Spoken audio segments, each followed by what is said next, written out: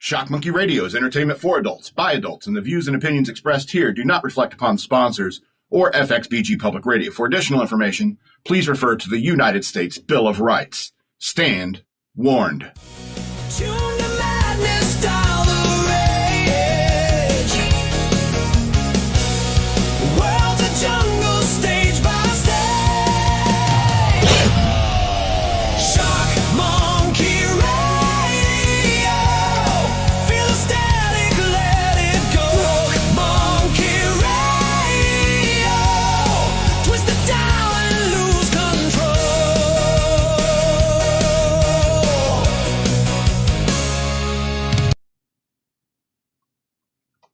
Well, Happy New Year. It's 2026. You know, I'll tell you what, when I was a kid, I never thought I'd see this year.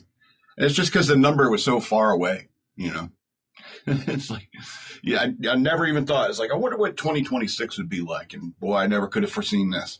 That's for sure.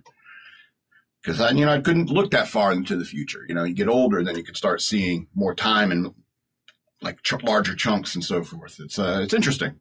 Anyway, I hope you had a good Christmas too. I had a great Christmas. Probably one of the best Christmases I ever had. And it wasn't because I got some great stuff. It's because I gave some great stuff. And I don't know. I kind of get Christmas again, you know, being an adult, you know. It's because, I walk down toy aisles because obviously what I want at Christmas is toys. And so I look around toy aisles and I'm just like, man, there's just nothing like the old romance of those old G.I. Joes. You know what I'm saying? There's nothing like that around anymore. Kids don't even play with that stuff anymore unless they're like children, like real, like infants. And it's just something they hold on to. It's like, I got a thing. I found a thing. And they just hold on to it. Well, I guess I'll just hold on to this. It's funny how infants are like that. They're like, I'm just going to hold on to this. Is that all right? It's like, okay. Or maybe they'll fight over it. It's like, it's my turn to hold that. Anyway, but that's kind of the magic of Christmas and the New Year's is that, you get to look, live it vicariously through the younger generation. You see that wonder and so forth. It's really quite stirring, I must say, even though I didn't have anyone to kiss at midnight on New Year's Eve. Never had anyone to kiss on New Year's Eve. Welcome to Shock Monkey Radio. I'm your host, the Madman. I have a Patreon. Go to patreon.com/shockmonkeyradio. Become a patron today. Or you can send me money through Cash App. Use the cash tag shockmonkeyradio, all one word. Or I have social media over here.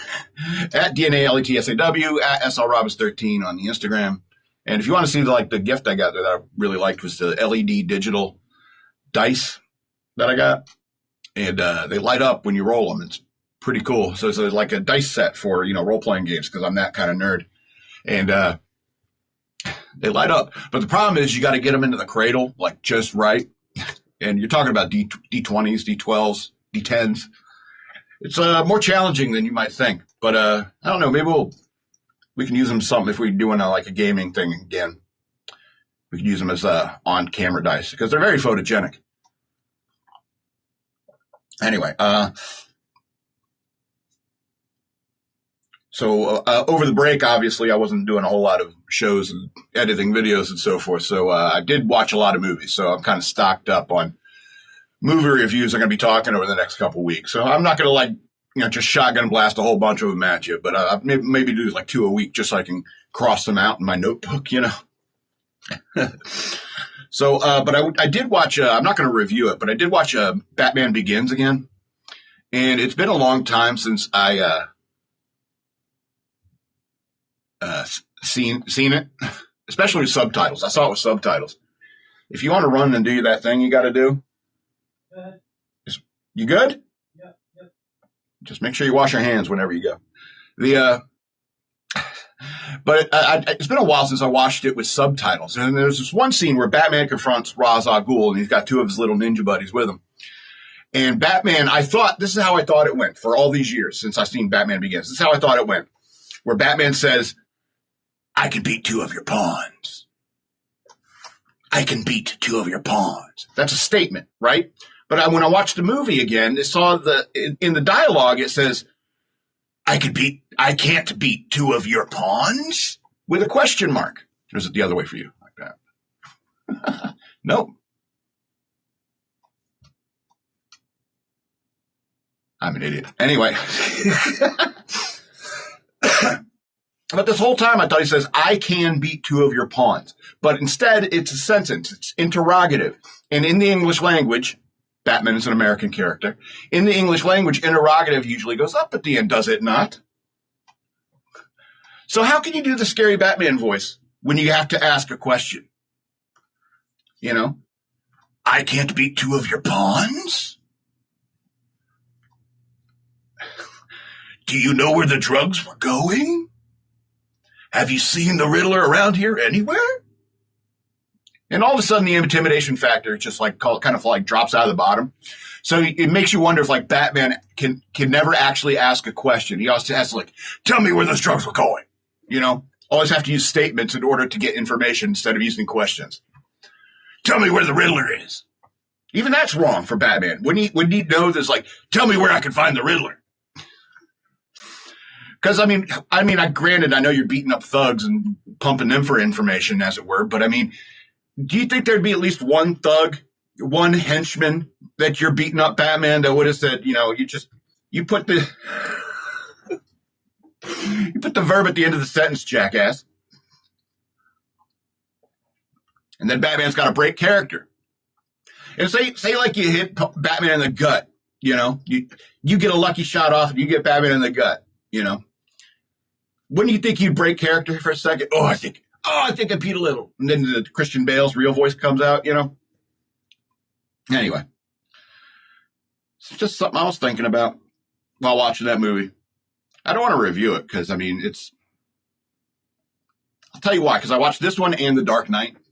And I'm starting to see the holes in it. I'm starting to see the wear and tear of the years. And even though I know those two movies are the best Batman movies ever made, all right, even though I know that, I'm starting to look at them a little bit more critically, and I don't like that. I guess I got to read more Batman comic books, get my Batman meter filled, because you got to get the Batman meter filled.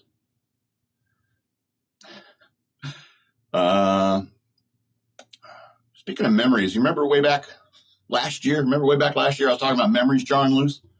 Well, I had another memory jar loose about boot camp. And I don't know, I may have told this story before, but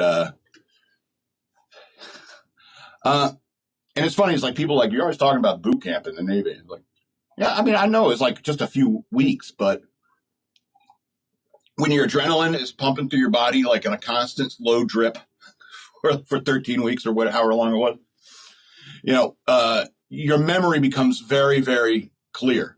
Your memory gets better. And people who've been in like life-threatening situations, like there are real veterans who joined the military and went and fought in wars. And if you tell them, and if you ask them about like combat situations they were in, they could list you almost every single detail of that combat situation they were in, because the adrenaline was coursing and your body's sending chemicals into your brain saying, remember this because you're scared out of your mind and this could save you in the future.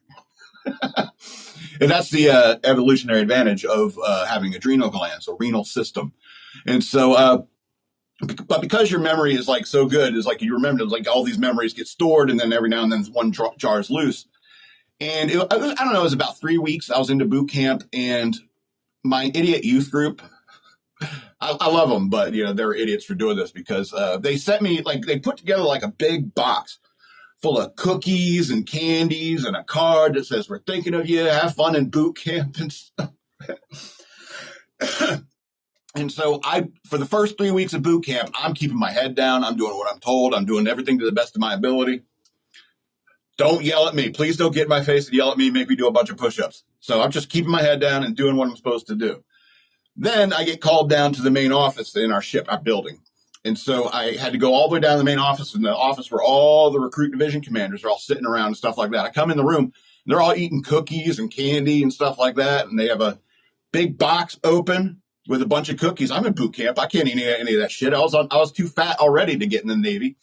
And I had to like meet weight requirements in order to join. So they're like, no way are you getting these, but you can have the card. And they're like, geez, thanks. And they're all, well, thank your friends for the cookies. And so it's like just sitting there eating it in front of me. And they said, yeah, you can go back up there. We're going to enjoy these. I was like, okay. And, and everybody come up and what was that all about? It's like my jackass friends, sent me a box full of cookies in boot camp. And they're like, what? Really? And I told them I had to like lose weight before I went in. They're like, and the idea was like, I bet he would really like a treat in boot camp. And yes, I would have really loved a treat in boot camp, but I wasn't even allowed to have soda. I was only allowed to drink water. I couldn't have things like donuts. They had a guy coming around, make sure the fat bodies like me didn't eat donuts. You can take Batman down because I'm kind of disgracing Batman by talking about how fat I am, was and am and was. But it was like after that, that's when the RDCs, the recruit division commanders, they started noticing me. They started looking at the test scores like, oh, this guy's always in like the top 3 scores of every test they take. He's never like had a failed inspection or anything like that. And nobody's ever like had to like, what they call it, cycling. No one had to cycle him singularly. He had to do the collective cycling that we all had to do. Because we get punished as a unit, but never like individual cycling. And then like the 4th week, they made me section leader. I'm like, that's what you get for keeping your head down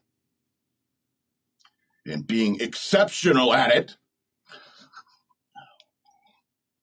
Anyway, let's go on this next topic. I was thinking how it would change OnlyFans. I was watching Gavin McInnes the other day, and he was talking about how he would like to make an OnlyFans and just do like have him like get some sexy music of him like working out with like a tank top on and stuff like that. And he's like, oh, I think, because it would be funny.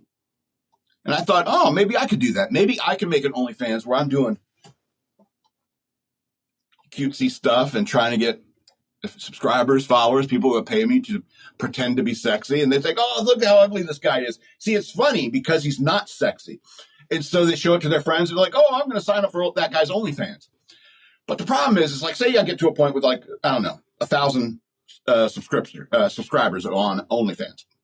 And they're all like 99% of them are people who are like, oh, see, he's fat and ugly. So that's why it's funny. It's not supposed to be sexy. It's a juxtaposition. That's how humor works.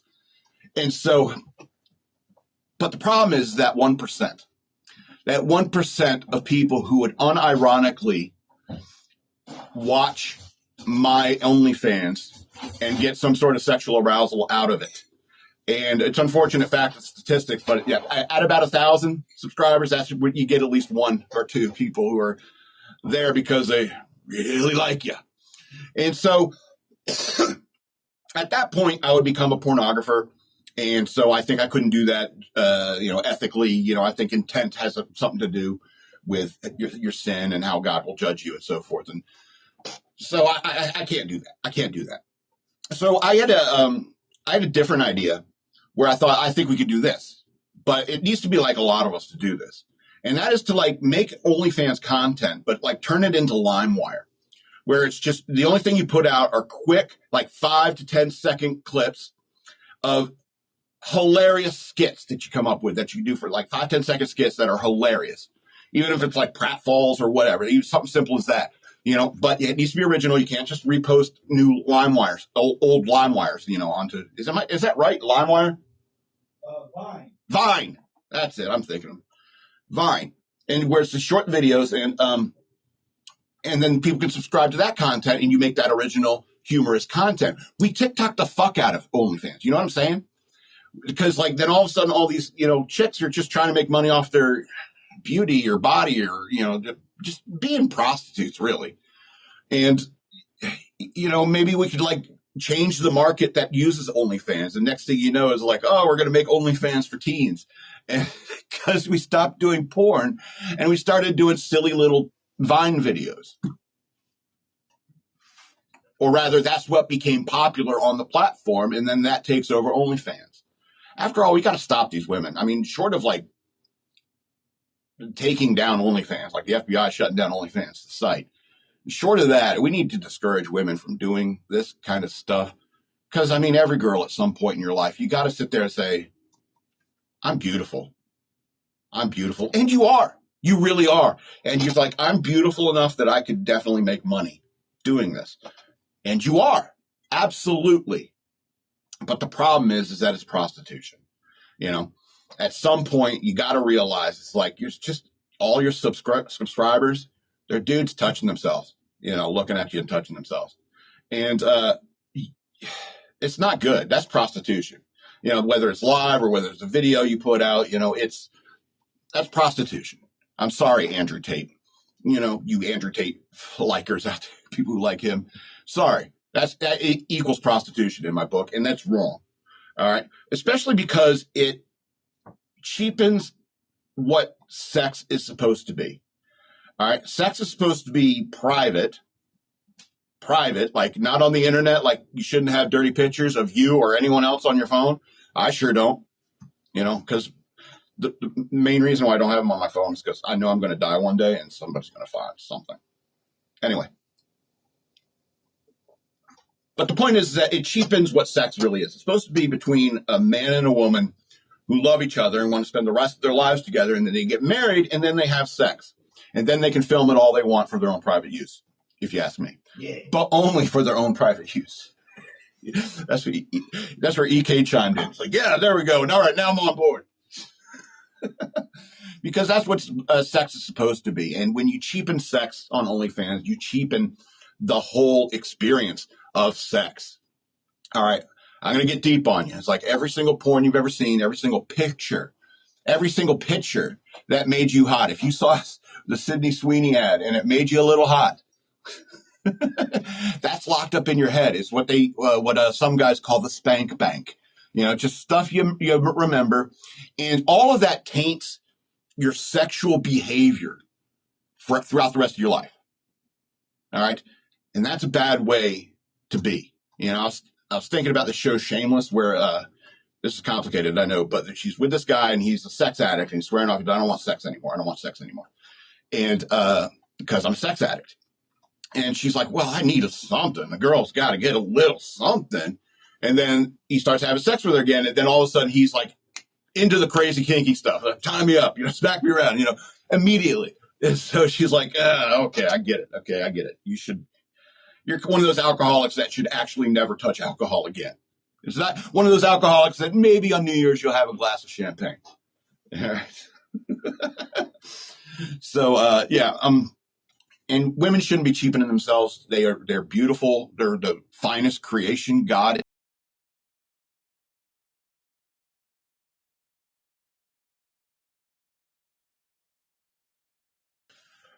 All right, then. I guess if we're recording, I'll do some movie reviews. Still to pull up like the images and stuff, right? Okay. So I saw the 2010 movie Held Up. It's not the one with Jamie Foxx. It's a different one, lower budget one, and kind of funnier than the Jamie Foxx Held Up in many ways. So here, like Caitlin Olsen. Caitlin Olsen is the reason why I clicked on this movie, because I don't know who any of these other people are. All right, John Doerr is the main character. Here we go, that guy. He's like the main character, and he was a bank teller at a bank. He's an incredible jerk and is bored out of his mind. And that's why he's an incredible jerk, because it's the only thing that he finds interesting. It's kind of interesting. -1 star right off the bat, because there's not a single character I find likable in this movie. And it's very Always Sunny in Philadelphia that way. And it's probably why Caitlin took the role. And so in this movie, he's a bank teller who's a complete jerk and is rude to customers. And these two people coming in masks, not the Batman and Robin looking guys here, not them. It's these two people coming in masks and start holding up the bank. And he's incredibly excited because something different happened. Was happening, and he's all into it. Plus, the two people robbing this, I forget the guy's name, some guy and Caitlin Olsen hold up the bank. And he's like, as soon as they get trapped in the bank and so forth, the police as soon as she takes off her mask and he sees her, he's just like, swoon, you know, just. And so he's starts hitting on her and stuff like that. And when I say like every single piece of dialogue is intentionally thought of, it's like, how can we make this funnier? And so every single piece of dialogue from every single character looks like it's been looked at objectively. It's like, how can we make this conversation funnier? And every single conversation is hilarious. It's incredibly well written. And these Batman and Robin guys, they're the bank robbers that come in after the original bank robbers. They start robbing behind them and start negotiating with them. It's like, oh, well, we'll just join up, join forces and split the money. And they're the Sklar brothers. The Sklar brothers? Sklar, yeah. Yeah, Sklar brothers. And they wrote this movie, and it is incredibly hilarious. Have you heard of any of these people? I've heard of the Sklar brothers. Really? Okay. So the Sklar brothers, and but there's not one single likable character in this movie. Even the one that you're supposed to like, you're just like, I kind of don't like you because you're. Anyway, I don't want to spoil too much for you because, and I don't think I am. I try not to when I do movie reviews. However, it's even though the writing is very funny and very tight, it's very low budget, and the low budget shows. Has a very funny ending, and there's little cameos of characters that'll show up and stuff like that, and every single one of them is funny. But the low budget shows a lot, very much, and it's 9 of 13 stars. And that's pretty good for like a very like low tier B movie. It's pretty good. And so you get the Happy New Year color treatment.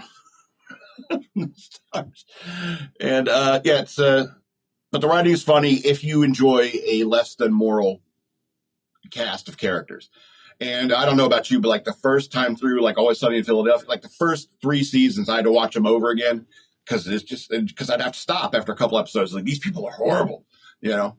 But I mean, I guess I'm kind of like desensitized to that now, so I can enjoy a movie like Held Up.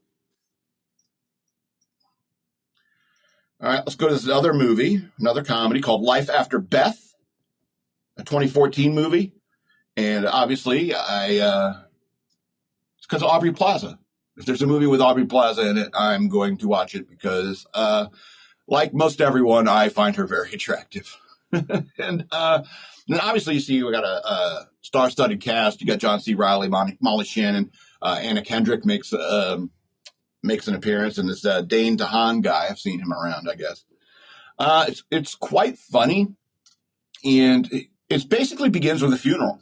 All right, Dane DeHaan, that guy, the younger guy, he was dating Aubrey Plaza's character, Beth, and apparently, I guess they're all Jewish, these people. And so they're at the funeral, and everyone's got the kippah on and so forth. And I don't know. I wonder if you make a movie like that, do you ever consider like, oh, we're just going to turn off a bunch of people who like, oh, we're not going to sell any copies of this movie in Iran. Well, I guess you wouldn't anyway. So it's a funeral, and Dane DeHaan, he's like, oh, you know, Beth and I, apparently they broke up right before she died. And so you get wrapped up in this guy's grief, you know, and his family's grief, you know, her family's grief, you know, and he's bonding with the father because, you know, he lost a daughter, he lost a girlfriend, and they able to talk about it with each other. Then one day, you know, John C. Reilly stops returning his calls. He's like, what's going on? And he comes around like the house, and he starts thinking he sees Beth in the house. And so he's like pounding on the door. Let me in there. I know Beth's in there. And he goes in there, and Beth's in there. She apparently crawled out of her grave and came back home, and her parents are just, it's a miracle. You know, it's kind of like Lazarus or Jesus, you know. It's kind of funny that they're Jewish, I think, because of the way that they treat their daughters. Like, she came back from the grave, and we're just going to consider it a miracle. Let's go with it, you know. And you get caught up in this love story of these two young people, you know. This is like, oh man, something really weird's happening to her, and you're all caught up in it, and you don't notice the sleight of hand that's happening. And by the end of the movie, you're like, you'll understand what I mean by that. It's like you're so caught up in this cute little couple, oh, like we got a second chance, you know, kind of thing. And And there's lots of funny bits in it. And when it comes to comedies, I try not to ruin jokes. Sometimes I will ruin at least one or two. But this one is quite funny in a macabre, a little bit of a macabre sort of way. And it's not like even like really gory or gross or anything like that. It's mostly like a drama.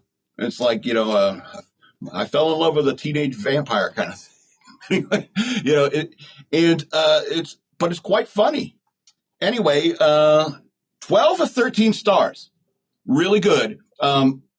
I do say I clicked on the movie because I saw it's Aubrey Plaza, but also that's an excellent title for a movie. Life After Beth. Excellent title. Yeah, 12 of 13 stars. However, my big problem, that 1-star problem, is over here. That 1-star problem is this Dane DeHaan guy. Every time I see that guy on screen, I'm like, what is he on? Is he like strung out? He looks very, very sick. He looks like he just like crawled out of a heroin den. Is that kid okay? Go check on him. He looks very, very sick. Every time I've seen him in film, this has been my visceral reaction when I see that guy. Why is that guy sick? And is he even good looking? I don't even get it. Do you think a guy like that looks like this can pull an Aubrey Plaza or even an Anna Kendrick? Look, Anna Kendrick doesn't do anything for me, but I'm still smart enough to know that she's way out of my league. All right. Do you think that guy can pull an Anna Kendrick or Aubrey Plaza? I don't think so. And that took me out of the movie. That's why you lose a star, Life After Beth. All right, let's get to the news worth knowing.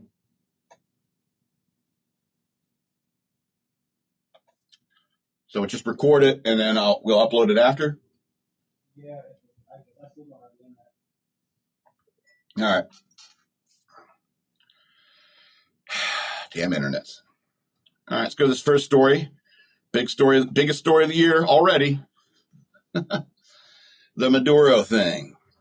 Boy, all right. I can't pull up these anyway. I guess I can't pull up the article, so I guess I'll just do it from rote, what I remember. Maduro arrest sends clear message to drug cartels, allies, and U.S. rivals, retired admiral says. Well, I can't read the quotes of the retired admiral. But so, as you know, the U.S. military being its badass self, it is, pulling off basically a G.I. Joe operation, And when you talk about G.I. Joes, it's always a small group of of the best, you know what I mean? And go in and just snatch the guy and pull him out of his country. And guess what? You're not a tin pot dictator anymore. And it scares a lot of nations around the country, around the world. And good. It should. All right. It should scare them. I know Russia and China are all bent out of shape over Venezuela. I know that Colombia was, and I know Cuba was, and even I think Iran bent out of shape. And you know why that is? It's because once Hugo Chavez nationalized Argentina, I don't know if you know anything about history or anything like that. Well, once he nationalized Argentina, at that point, there had been billions and billions of dollars of investment in building and construction done by American oil companies in order to help the Venezuelan people pump out oil and start enrich their nation with their crude oil. This is something that American companies have done for decades. They'd go to Iraq, they'd go to Saudi Arabia, they'd go to Kuwait. They tell you how to efficiently pull this oil out of the ground to enrich your nation. What do? They buy gold-plated iPhones and Ferraris. That's what they do with their money. And that's what the U.S. was trying to do in Venezuela. Then a communist took over, nationalized everything. I don't know if you know what nationalizing means. It means all your bases belong to us. All right, everything that's in the country now belongs to the government. And so what did they do with that? They allowed a criminal narcotics organization and probably human trafficking organization take over a country via the government. All right, by infiltrating the government of a country and making it what some people call a narco state. All right, and if you want to sit there and complain about national sovereignty or something like that, you can get bent, because when a gang, if the Latin kings took over, took over a country. I'm trying to think of a very, very small country. Liechtenstein. They took over, the Latin Kings took over Liechtenstein. Guess what? I want to bomb the hell out of Liechtenstein all of a sudden because I know what the Latin Kings are. You know, if the Hells Angels wanted to do that, I'd want to take over that country. Absolutely. Because they're criminal organizations. Now, I've told you many times, I got a bit of a Batman in me. And when it comes to a global plan, don't you think Batman would have a global plan to make the world a better place? I think he would. And I'm sorry, like taking out drug dealers who are posing as presidents of countries, or is he like the premiers of countries? You know, I'm sorry. I don't respect your national sovereignty. Not all countries are the same. Not all peoples are the same. Not all religions are the same. Not all ideologies are the same. That's all there is to it. And you're just little itty bitty Venezuela. You know, and all these people crying a river is like, oh, international law. You know, the idea of international law cracks me up. It's like, where do you think that there's some legislative body that is above every single other nation on earth that puts out laws and that every other country has to obey them? Is that what you think that is? No. At best, international law is stuff that the UN does. And the UN was a very stupid idea. I don't know why they thought it would ever work because it's disgusting. It's more corrupt than the U.S. government. All right. And the U.S. is the worst nation on earth, except for all the other countries on earth. That's all there is to it. And so when I think, do we have the moral right to like kick out a drug dealer from this drug den country so that the people of Argentina can get the oil that we built? We built this facility to enrich the people. Am I in Venezuela or Argentina? Shit, Venezuela. So that we can enrich those people. And then the government just comes in and says, no, these are ours now. And they start stuffing their pockets with the proceeds from the oil money. And sending money and oil to China, money and oil to Russia, money and oil to Iran, money and oil to Cuba, and money and oil to Colombia.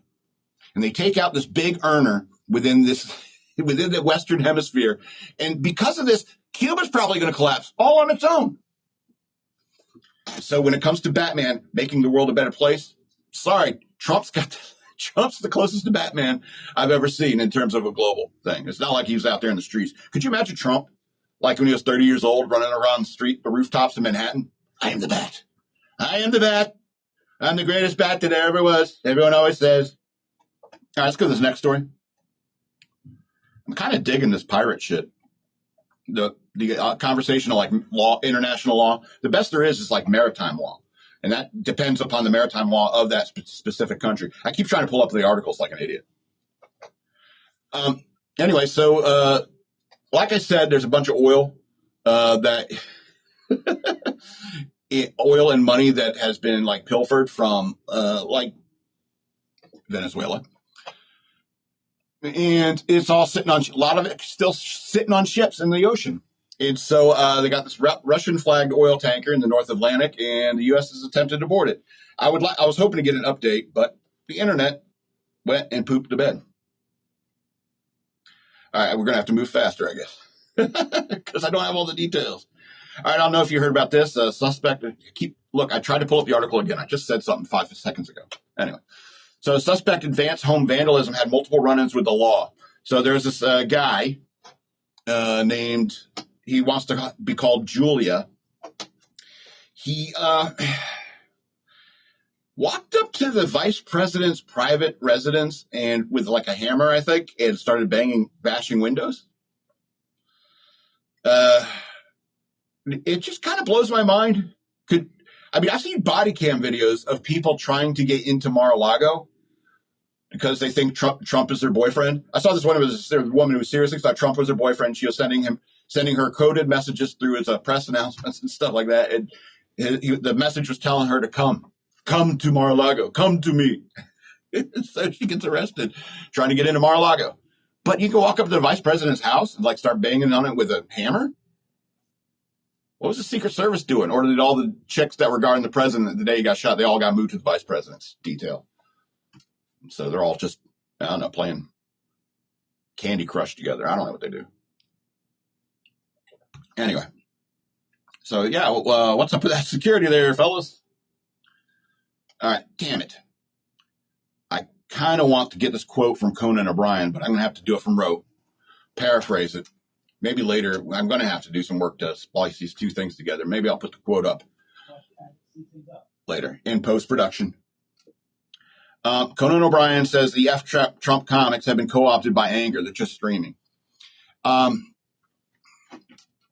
I wish I could remember the quote, but he's saying it's like you took your asset. This is something I'm trying to remember it. You took this asset you had, which is being funny. He's talking to comedians now. You took this asset you had called being funny, and you turned it into this F Trump kind of mentality. And that F Trump kind of mentality is just like fed by anger. And it's not funny anymore. It's just anger. And you're doing yourself a disservice by getting caught up in that. You're doing the world a disservice for getting caught up with that. The way he said it was just so much better. Damn it. I wish I could remember. And I lost my place in the notes. And there's no way I'm getting it back. Maybe you'll just have to pull up the next one. Yeah, you're just screaming, and it's not funny to see people angry. It's when it comes to comedy, you need to do relatable things, things that people can relate to. And hey, have you ever been at McDonald's and they got the 2 drive-through lines and you get, and it's like, I'll get into one of this line. And like, oh, okay. And then you get up there and then they take 3 orders in the other lane while you're just sitting there. Has that ever happened to you? Gosh, makes you feel like an idiot, No, I should have gotten the other line, I guess, even though it was longer. So that's relatable, not political, and mildly funny. It is coming from me. After all, I'm not Conan O'Brien or any other paid comedian. I guess I'm paid. I'm not really a comedian. Kind of a comedian. Anyway. Just imagine how brilliant that quote is hovering above me, that Conan O'Brien said. All right, we can go to the next story. Hey, it's back up. Holy cow. No, not the internet. I had it in another window. Okay. All right. All right, these are the 2 funniest stories, and we'll wrap it up early, I guess. I'll splice it all later. Florida man was arrested in red lingerie, and he allegedly hid a gun under his prosthetic silicone breasts. And the quote from the cops was, "It was ugly." I imagine it was. Anyway, so I remember some details from the story because my note says, oddly enough, this story makes sense. All right. So this guy was found sitting in a car, dressed like a woman. All right. And when they searched him, he found they had like fake breasts with a gun hidden underneath. And wearing woman's clothing. And when questioned, he said, "Oh, I was on my way to a costume party." And they're like, "Where's the costume party?" And that's when he shut up. He didn't say anything after that. So he's hanging around this construction site, dressed as a woman with fake rubber breasts, carrying a gun. I think it all kind of explains itself. I don't know if you know anything about people who behave like this and what may happen to them or what they may want to do. But sometimes they may hang around. Let's just say he's hanging around a construction site looking for a nice burly man who wants the love and touch of a real woman. You lure him to your car. And then what's the guns for? Because maybe he finds out what you really are. So that story makes perfect sense in this bizarre, silly world we live in. Anyway, let's do this last story, then we're out of here. In New Jersey, a drone search has been launched for a runaway wallaby in New Jersey. They can reach 35 miles an hour. They get hot, in a quote. And I don't know if you know what a wallaby is. A wallaby is like kind of like a miniature kangaroo. They're incredibly fast. And I want you to understand, is like the fastest human beings run, is maybe 18, 19 miles an hour.